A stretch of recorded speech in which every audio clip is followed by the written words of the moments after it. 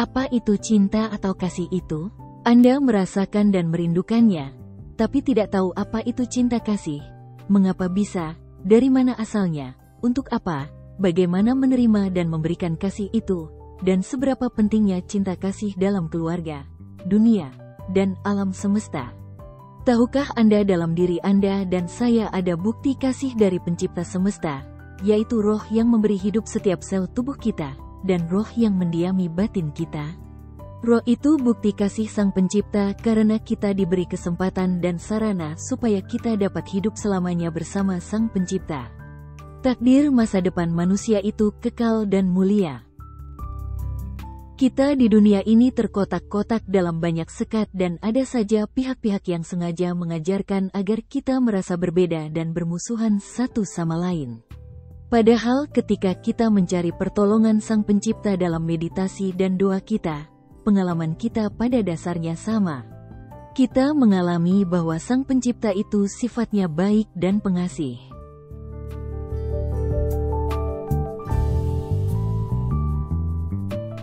Kasih itulah dasar hubungan semua pribadi alam semesta, dan apa yang saya kutip ini semua dari buku Urantia, sebuah buku pewahyuan alam semesta yang mengajarkan tentang kasih.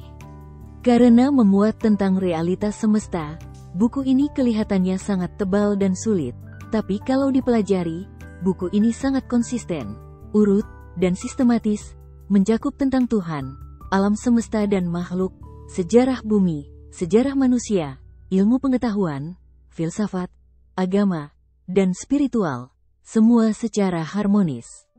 Lalu berbagai penerapannya dalam hidup kita secara praktis. Buku ini bertujuan memperluas kesadaran kosmis dan meningkatkan persepsi spiritual manusia di planet ini. Ajaran pokok buku Urantia ini tentang Tuhan yang esa dan yang pengasih, yang disebut Bapa Semesta, dimuat dalam makalah pertama buku ini. Mari kita baca apa yang dikatakan buku ini tentang kasih dan cara melaksanakannya secara praktis dalam hidup kita. Pertama, kasih adalah hal terbesar dalam alam semesta. Kasih adalah yang terbesar dari semua realitas roh. Kasih adalah hubungan yang tertinggi, hubungan antar manusia, antar semua penghuni alam semesta, dan antar ciptaan dengan pencipta. Oleh sebab itu kalau Anda mau mendekat kepada sang pencipta, pendekatan yang paling dihargai adalah oleh dan melalui kasih, karena Tuhan itu kasih. Kita beribadah kepada Tuhan bukan karena takut akan Dia atau takut neraka, tapi karena kasih kita kepadanya. Ya, karena Tuhan itu kasih. Kasih dari Bapa bekerja langsung dalam hati orang per orang, tidak tergantung pada tindakan atau reaksi dari semua individu lain. Hubungan itu pribadi, manusia dan Tuhan.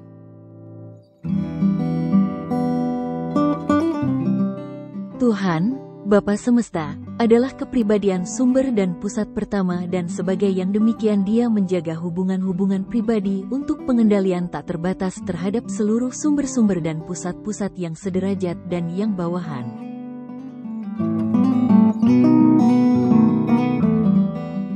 Siapapun yang kontak dengan Bapa akan merasakan kasih itu. Kita bisa merasakan cinta kasih Tuhan yang esa itu dalam hidup kita secara pribadi, apapun latar belakang kita. Tidak peduli siapapun kita, kasih Bapa itu pengalaman nyata setiap orang. Cara yang mudah adalah dengan melakukan kontak dengan rohnya yang mendiami kita. Kita mungkin pernah berdoa dalam keadaan sulit dan doa itu dijawab. Doa yang dari hati yang tulus itu akan dijawab, dan ketika doa kita dijawab, kita mengucapkan syukur, kita mengakui kebaikan Tuhan itu dalam pengalaman hidup kita. Kita mungkin tidak menyadari atau mengakuinya, tapi itulah aliran kasih Tuhan dalam hidup kita. Bapa Semesta mengasihi kita. Sikap pribadinya pada semua urusan alam semesta dan kepada kita adalah kasih. Satu-satunya sikap pribadinya terhadap urusan-urusan alam semesta itu selalu suatu reaksi kasih sayang ilahi. Hal ini penting, sebab kita di dunia ini saling pecah belah menjadi banyak agama dan golongan dan dapat sengaja dibuat untuk saling bermusuhan satu sama lain. Padahal ketika kita berdoa dan menghadap Sang Pencipta, apa yang kita alami itu pada dasarnya sama, tidak peduli kita dari agama apapun. Itulah bukti bahwa memang Tuhan alam semesta itu esa dan sama. Sekalipun bahwa Tuhan itu adalah suatu kuasa yang kekal, hadirat yang agung, ideal yang transenden, dan roh yang mulia, walaupun Dia adalah semuanya ini dan lebih lagi secara tanpa batas. Namun Dia sesungguhnya dan selamanya adalah kepribadian pencipta yang sempurna, suatu pribadi yang dapat mengenal dan dikenal, yang dapat mengasihi dan dikasihi, dan pribadi yang dapat menjadi sahabat kita.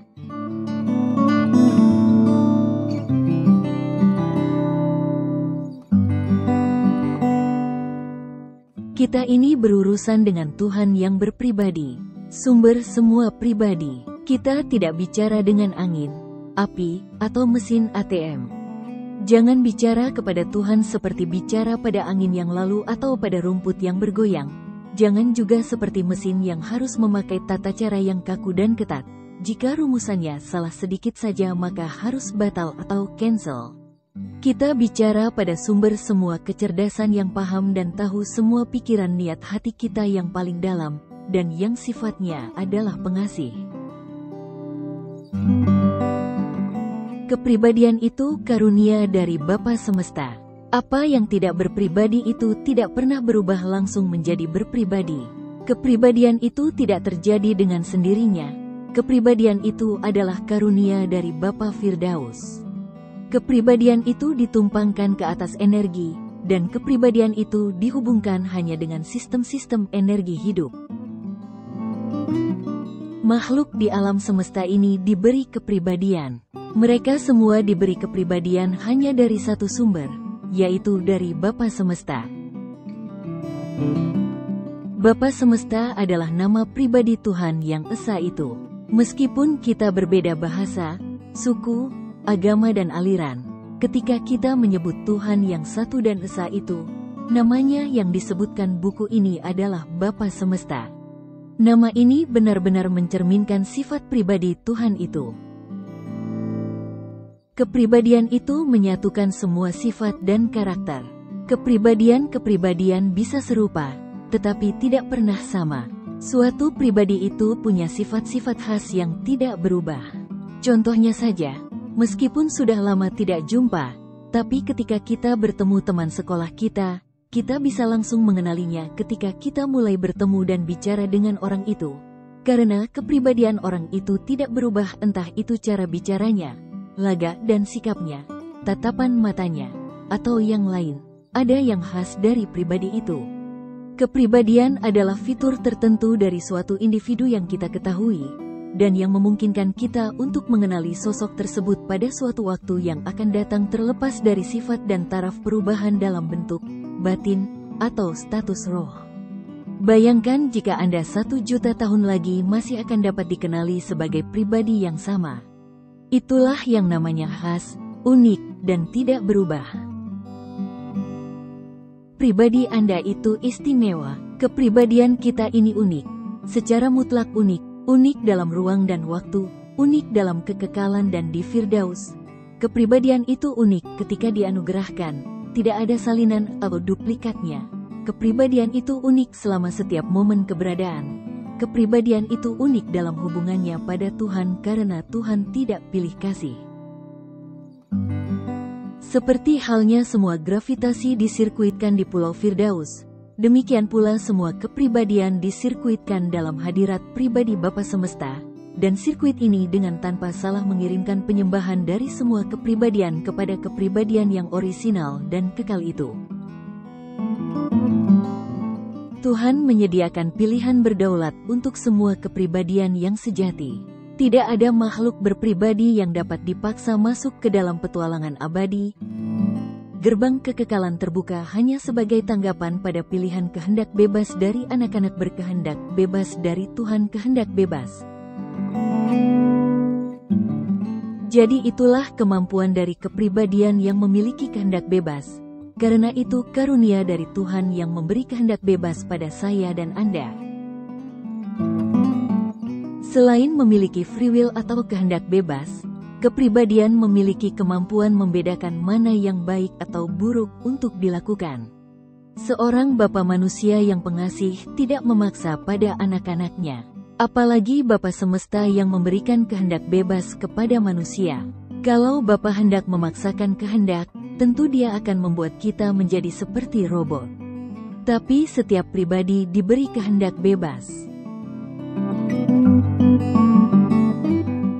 Kasih itu kemampuan dari suatu sosok pribadi yang mengasihi atau membenci, suka atau tidak suka. Kasih dan benci itu antara pribadi, antara sesama, manusia dan ciptaan yang lain, dan antara manusia dengan Tuhan.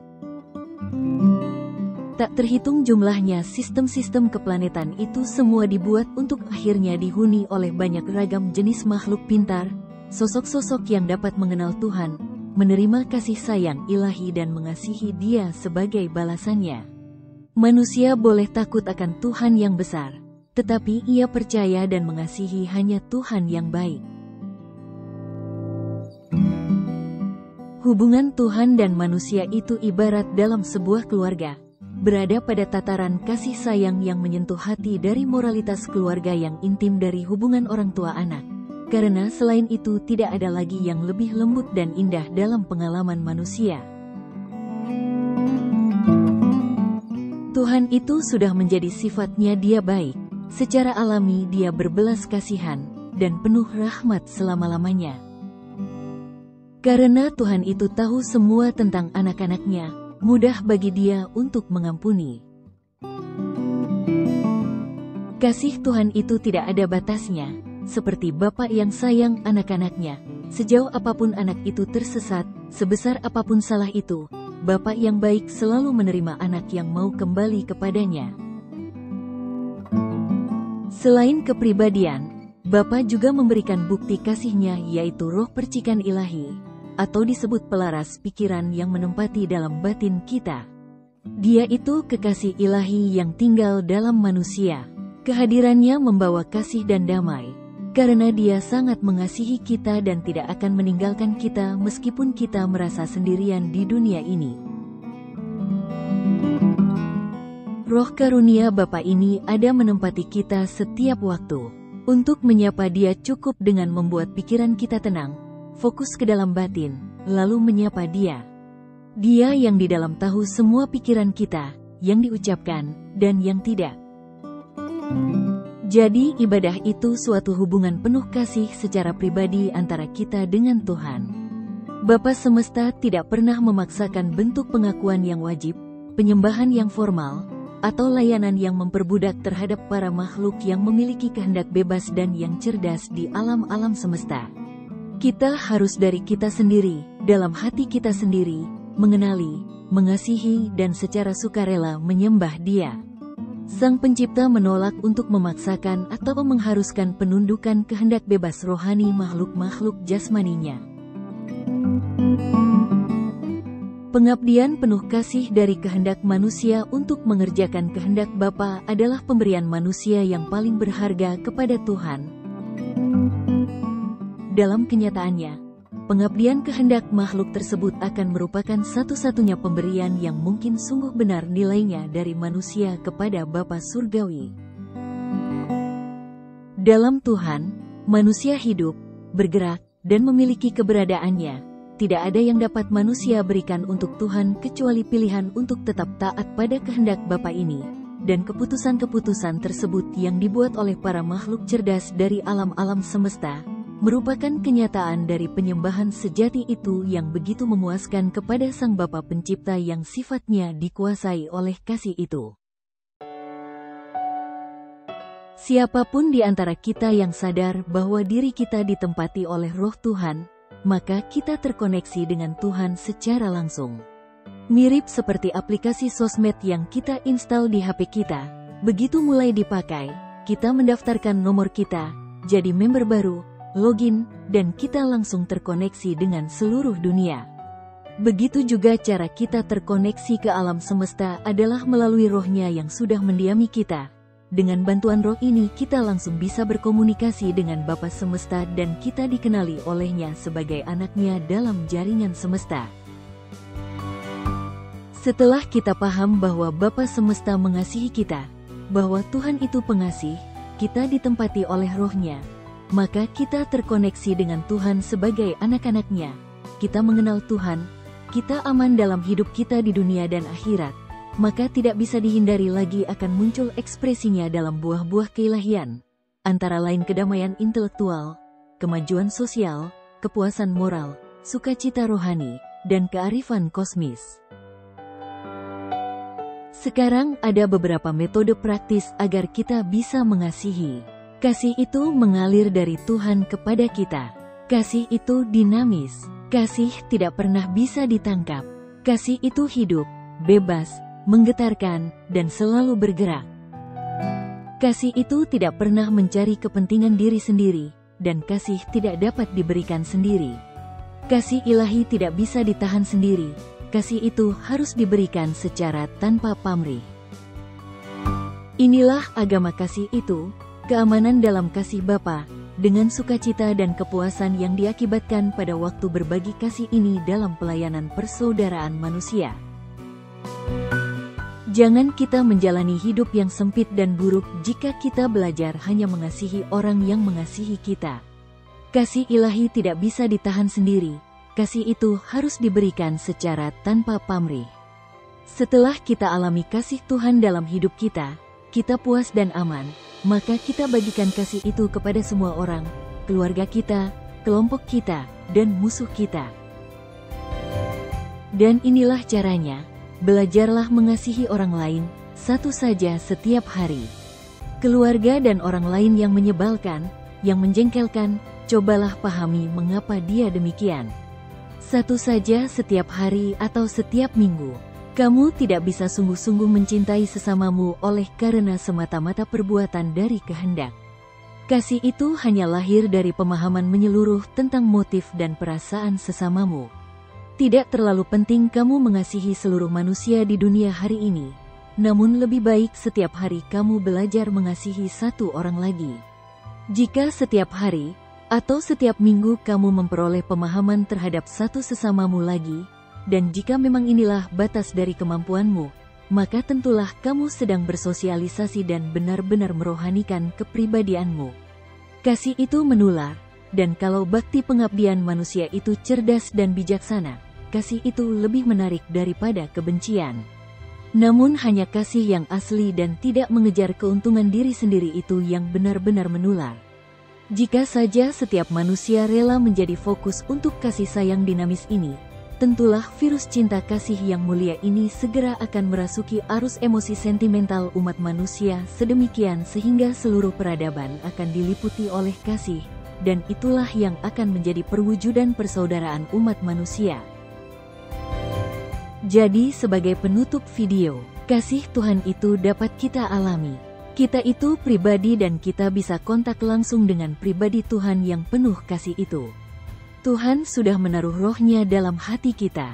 Cukup disadari saja bahwa ada roh ilahi dalam diri kita, dan itu yang paling penting untuk memulai komunikasi langsung dengan Yang Maha Kasih itu.